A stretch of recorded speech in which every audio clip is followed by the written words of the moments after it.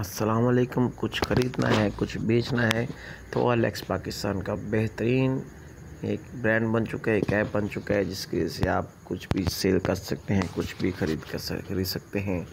यहाँ पर OLX को अपने प्ले स्टोर के अंदर जाकर डाउनलोड कर लेना है। डाउनलोड करने के बाद यहाँ से आप इस मोबाइल्स सेल कर सकते हैं। मोबाइल, व्हीकल्स, प्रॉपर्टी, शेयर्स, हर चीज़ जो है आप यहाँ से सेल कर सकते हैं, ख़रीद सकते हैं। उसके बाद आपका बजट क्या है, अपने बजट के लिहाज से बजट सर्च करें तो आपको वो वाली डील्स दिखा देगा। उसके बाद जो है आप इसमें हर किस्म की प्रॉपर्टी को भी सेल कर सकते हैं, रेंट पे दे सकते हैं, ले सकते हैं। उसके बाद आप ऑफ़र दे सकते हैं कि मैं इतने में चीज़ सेल करनी है, इतने में बेचनी है। आप ऑफ़र भी सेंड कर सकते हैं कस्टमर को। उसके बाद आप सिंपल फास्ट अपलोड इमेज कर सकते हैं। उसके बाद आप जो है अपनी एक ऑफ़र बनाकर सेंड कर सकते हैं।